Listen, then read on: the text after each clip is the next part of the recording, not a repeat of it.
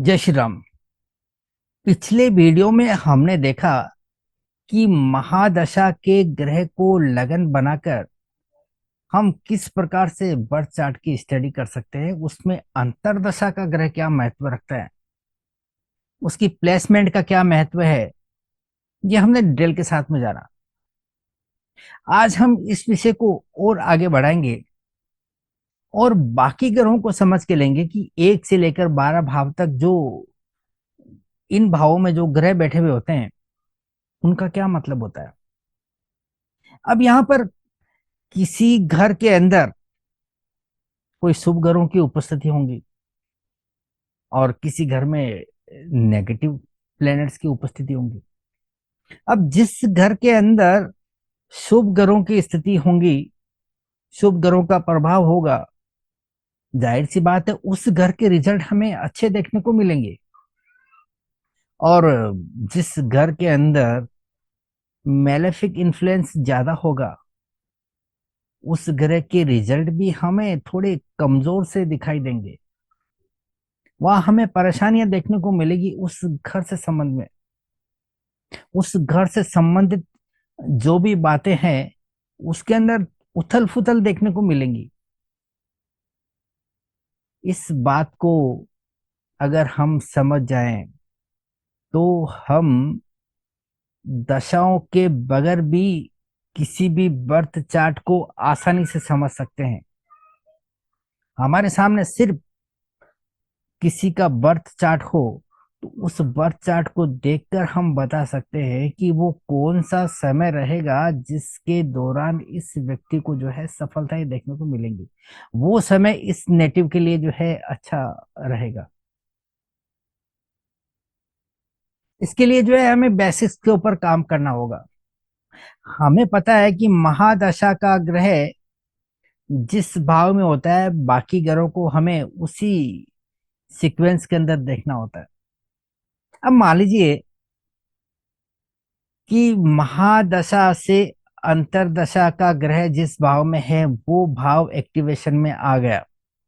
ये तो वही नंबर एक बात। नंबर दो, समझ ली कि सातवें घर के अंदर हमें कुछ 2 3 या 4 प्लेनेट ऐसे हैं जो मेलिफिक्स है, या फिर उस सातवें भाव पे जो है 2 3 ग्रहों का मेलेफिक इन्फ्लुएंस आ रहा है। उस भाव पे जो है कुछ ग्रहों की 90 डिग्री की हिट आ रही है, 180 डिग्री की हिट आ रही है। तो हमें ये पता चल गया कि वो घर यानी कि सातवें घर में ये सब गतिविधियां हो रही है, तो सातवां घर जो है पूरी तरह से जो है नेगेटिव हो चुका है। और जब उस महादशा के अनुसार हम उस सातवें घर का आकलन करेंगे तो हम ये कहेंगे कि भाई सातवें घर से संबंधित जो भी परिणाम है वो आपके लिए अच्छे नहीं रहेंगे। इन सातवें घर से कैसे निपटना है, किस तरह से जो है आपको अपनी गतिविधियों को करना है, ये आपको सोच समझ कर करना होगा। इस तरह से करना होगा कि आपके जीवन में कोई तकलीफें नहीं आए। इससे हमें एक बात तो अच्छी तरह से समझ में आ ही गई है कि बर्थ चार्ट में हमें कहीं भी किसी भी घर में कोई घर यदि बुरी तरह से फंसा हुआ नजर आए तो उसके आधार पर हम बड़ी आसानी के साथ में अंदाजा लगा सकते हैं कि वो कौन सा ग्रह है कि उस ग्रह की दशा आने पर हमें इस प्रकार के जो है नेगेटिव परिणाम देखने को मिलेंगे। या किसी घर के अंदर ज्यादा शुभता नजर आ रही है तो उत्साहित हो जाते हैं कि इस शुभ ग्रह के परिणाम हमें कब देखने को मिलेंगे, इसके रिजल्ट, अच्छे रिजल्ट हमें कब देखने को मिलेंगे। तो इसका भी हम अंदाजा बड़ी सरलता के साथ में लगा सकते हैं सिर्फ और सिर्फ बर्थ चार्ट देखकर। हमें दशाओं को देखे बगैर ही अंदाजा हो जाएगा कि कौन सी दशा के अंदर हमें अच्छे रिजल्ट देखने को मिलेंगे। हम इस विषय में आज डिटेल के साथ में बात करने वाले हैं। परंतु आगे बढ़ने से पहले आप इस चैनल को सब्सक्राइब अभी तक नहीं किया तो इस चैनल को सब्सक्राइब कर लीजिए, क्योंकि इस चैनल पर मैं एस्ट्रोलॉजिकल नॉलेजेबल वीडियो लगातार अपलोड करते रहता हूं, और आपका चैनल का सब्सक्राइब करना, वीडियो को लाइक कमेंट और शेयर करना अच्छा वीडियो बनाने के लिए मेहनत करने की प्रेरणा देता है। उम्मीद करता हूं आप मेरे प्रयासों का समर्थन इस चैनल को सब्सक्राइब कर वीडियो को लाइक कमेंट और शेयर करके करेंगे, और चैनल को सब्सक्राइब करने के बाद में बेल आइकन का बटन जरूर हिट कर दीजिएगा, जिससे कि आपको आने वाले वीडियोस की नोटिफिकेशन समय समय पर मिलती रहे। और आप यदि मुझसे कोई एस्ट्रोलॉजिकल कंसल्टेंसी लेना चाहे तो नीचे दिए हुए नंबरों पर आप कॉल कर सकते हैं। हमारे यहाँ पर सभी समस्याओं का एस्ट्रोलॉजिकल सॉल्यूशन बड़ी डिटेलिंग के साथ में और प्रामाणिकता के साथ में ही किया जाता है। और यदि आप मुझसे एस्ट्रोलॉजी सीखना चाहें तो आप मुझे एनरोल करा सकते हैं। और अधिक जानकारी चाहिए तो आप मुझे व्हाट्सएप नंबर पर मैसेज कर सकते हैं या फिर डायरेक्ट कॉल कर सकते हैं। तो अब हम आगे बढ़ते हैं आज के विषय को। तो हम बात कर रहे थे कि हमने बर्थ चार्ट में यदि कोई घर बुरी तरह से जो है प्रभावित होते हुए देखा है, जैसे मान लीजिए कि सातवें घर के अंदर दो तीन नेगेटिव प्लेनेट बैठे हुए हैं, और उसी आधार पर हमें कुछ अंदाजा लगाना हो तो हम बड़ी आसानी के साथ में लगा सकते हैं। मान लीजिए कि कोई ऐसा व्यक्ति है जो आपसे अपनी मैरिटल लाइफ की प्रॉब्लम्स के बारे में बात कर रहा है, और आपने देखा कि किसी ऐसे ग्रह की महादशा चल रही है जो कि इस समय लगन के अंदर बैठा हुआ है। लगन में बैठे हुए ग्रह की महादशा जब चलेगी तो जाहिर सी बात है कि ये जो मैलेफिक प्लेनेट है जो सातवें घर के अंदर अपना डेरा जमाए हुए हैं, वो सातवें घर के अंदर हमें दिखाई देंगे। इसका मतलब आप कह सकते हैं कि भाई हाँ, आप जो कह रहे हो एकदम सही कह रहे हो। इस समय आपका लाइफ जो है काफी संघर्षमय रहेगा, मैरिटल लाइफ। आप सातवें घर से संबंधित जो भी काम करोगे उसके अंदर आपको दिक्कतें आएंगी। अब सामने वाला कहेगा कि भाई ये सब प्रॉब्लम कब तक रहेगी, तो फट से आपने जो है उस लगन में बैठे हुए ग्रह की जो महादशा अभी चल रही है, आप देखेंगे कि वो कब खत्म होने जा रही है। वो समझ ली कि महीने भर बाद में वो, या 2 महीने बाद में वो दशा खत्म होने जा रही है।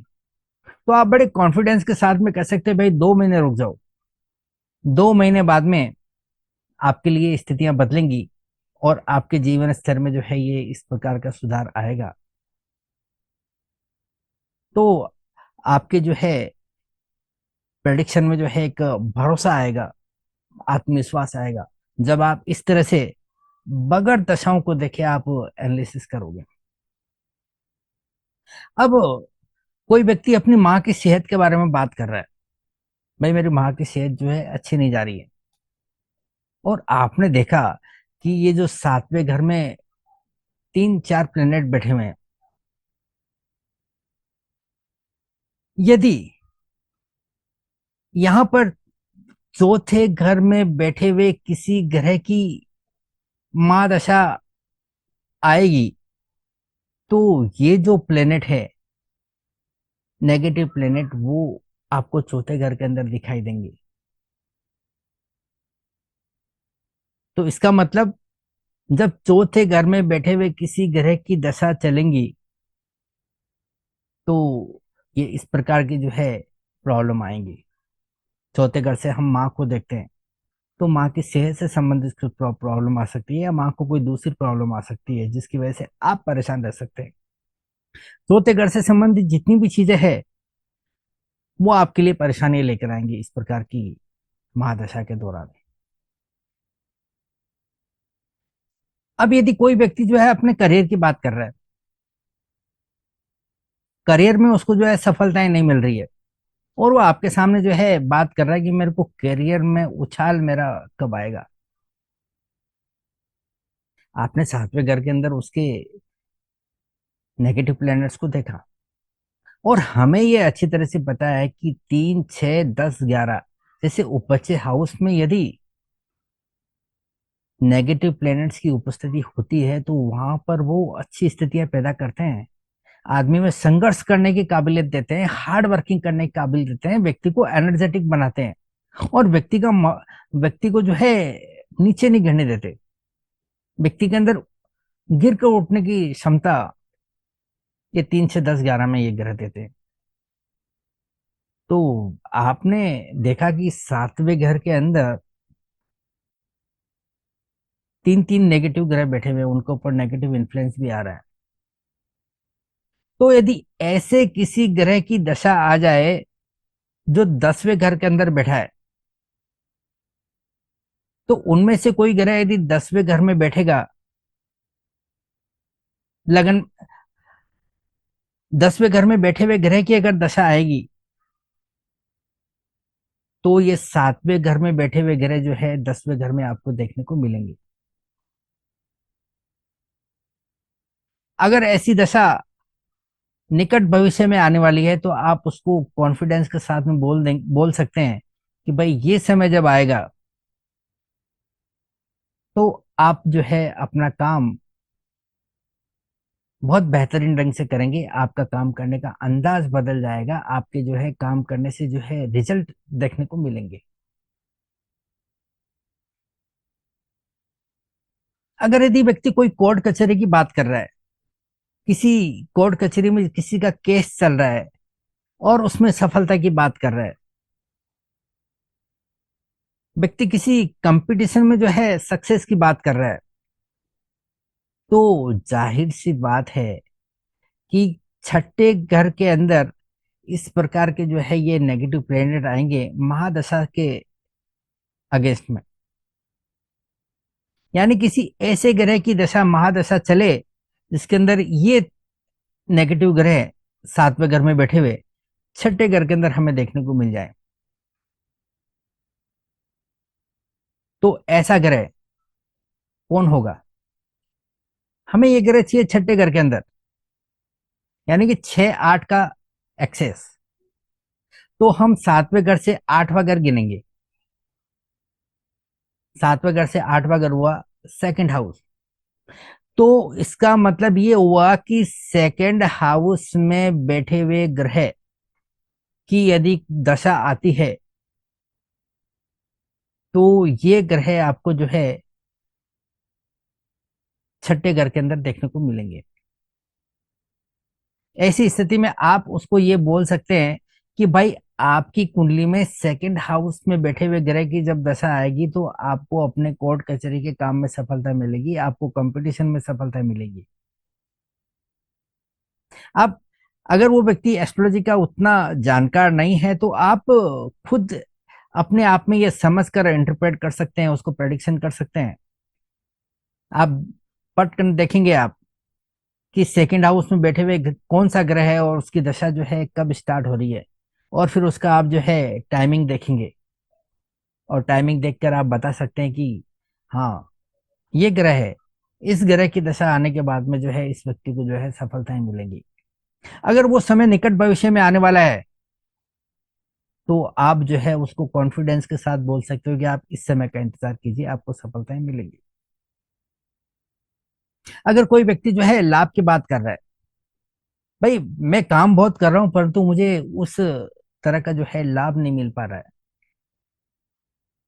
मेरी इनकम जनरेट नहीं हो पा रही है, मेरी इच्छाओं की पूर्ति नहीं हो पा रही है, तो बात 11वें घर की होती है।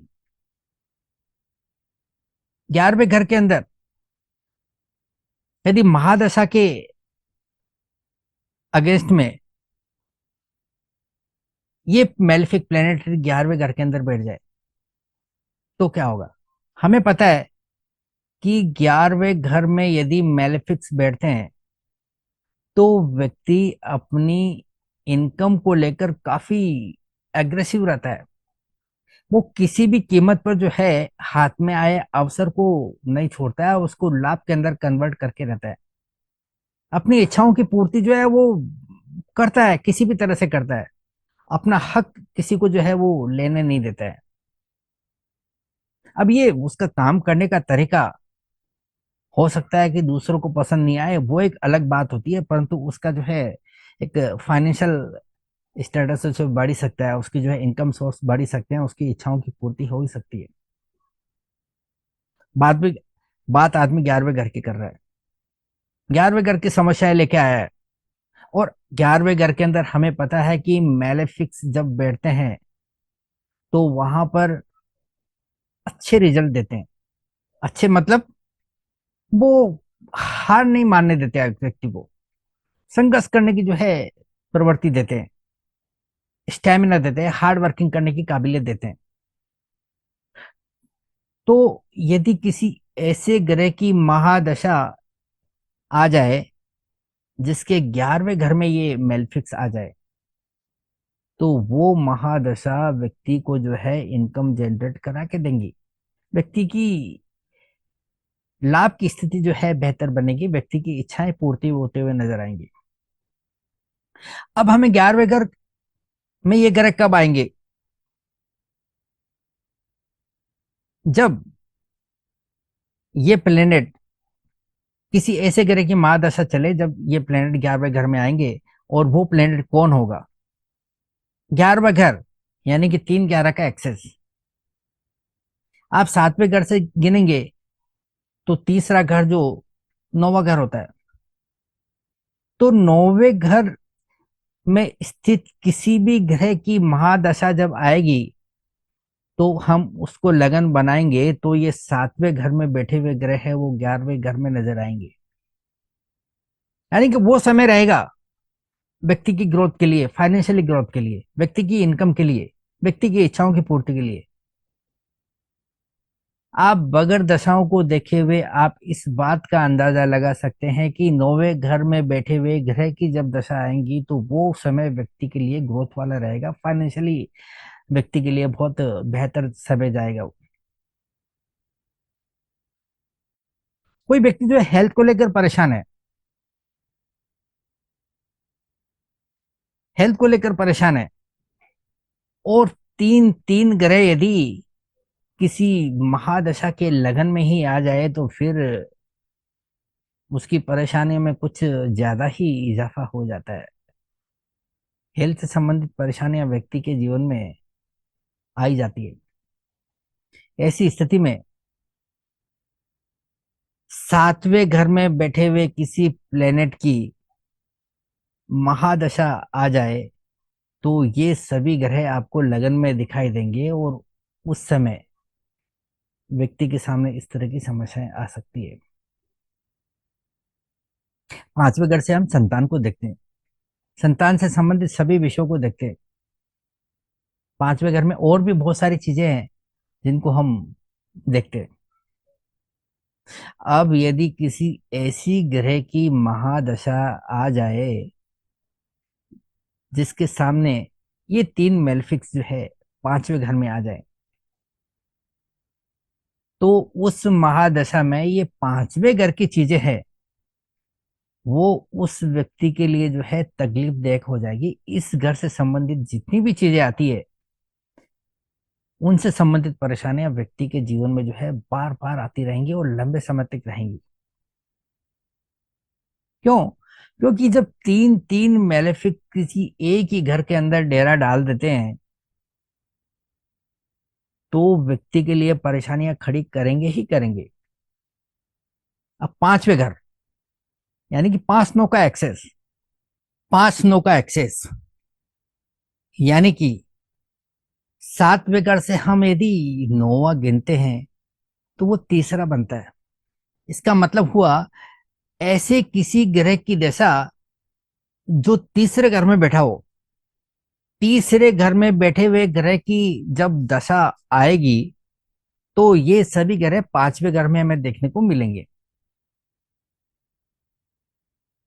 और यदि कोई व्यक्ति अपनी संतान से संबंधित समस्याएं लेकर आया है तो इसका मतलब उसके जीवन में जो है ये इस प्रकार के ग्रहों की स्थिति होने की बहुत बहुत संभावनाएं बनती है।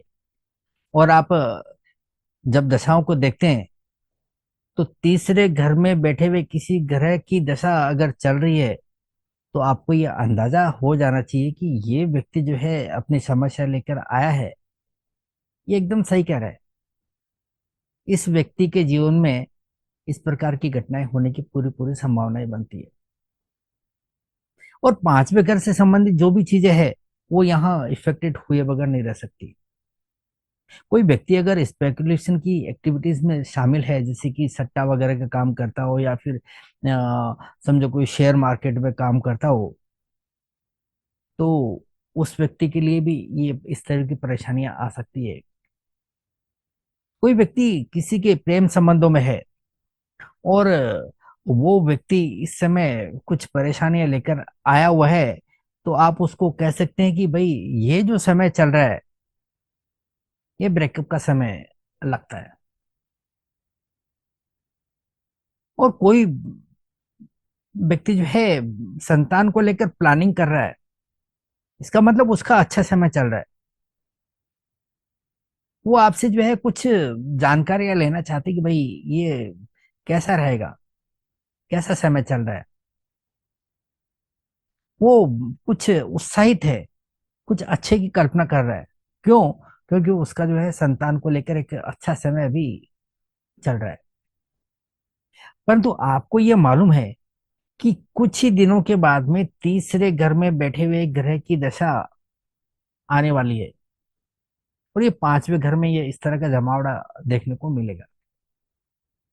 तो आप उसको जरा सचेत कर सकते हैं कि भाई जरा थोड़ा सावधानी से, ये आपके जीवन में इस तरह की परेशानियां आने वाली है। आप कॉन्फिडेंस के साथ में कह सकते हैं। अगर आपके दो चार प्रोडिक्शन भी इस तरह के निकल जाए, तो सोचिए आपका आत्मविश्वास किस तरह का होगा। आप जिस किसी भी इंटरप्रिटेशन को करेंगे, आप इस विश्वास को साथ में लेकर चलेंगे। तो वैसे देखा जाए तो ये एक ऐसी टेक्निक है जिसका किसी शास्त्रों में उल्लेख नहीं है, परंतु हमने देखा कि महादशा के ग्रह को लगन बनाकर किस प्रकार से हम उससे रिजल्ट निकाल सकते हैं। तो इसको रिवर्स तरीके से भी तो समझ सकते हैं अपन। इसमें दिक्कत क्या है? आप आप बर्थ चार्ट को देखकर इस प्रकार का अंदाजा लगाने की प्रैक्टिस कीजिए। आपकी बहुत सारी चीजें जो है आसान हो जाएंगी। क्योंकि कई बार ऐसा होता है कि आपके सामने एक सीधी सादी सिंपल कुंडली रहती है, और ना आपके पास में कोई सॉफ्टवेयर होता है, ना कोई दूसरी सुविधाएं होती है जिससे कि आप पूरा एनालिसिस कर सके। आपको कुछ मिनटों के अंदर जो है देख के ये बताना होता है कि उस नेटिव के साथ में जो है किस प्रकार की तकलीफें आ सकती है, या किस प्रकार की जो है अच्छी इवेंट्स व्यक्ति उस व्यक्ति की लाइफ में आ सकती है। तो अंदाजा लगाने के लिए जो है ये एक एक अच्छी टेक्निक है, इसका आप इस्तेमाल कीजिए और फायदा उठाइए, और चीज़ों को रिलेट कीजिए। और जो भी आपका एक्सपीरियंस रहे, मुझे कमेंट बॉक्स में जाके कमेंट कीजिए कि किस प्रकार के रिजल्ट मिले और ये टेक्निक आपको कैसी लगी। उम्मीद करता हूँ ये वीडियो आपको अच्छा लगा होगा। अगर हाँ, तो इस चैनल को सब्सक्राइब कर लीजिए, बेल आइकन का बटन दबाएं ताकि आने वाले हर वीडियो की नोटिफिकेशन आपको समय पे मिल जाए। और वीडियो को लाइक करके एक अच्छा सा कमेंट कर दीजिए। मिलते हैं अगली वीडियो में किसी नई जानकारी के साथ में। तब तक के लिए इजाजत। Thank you.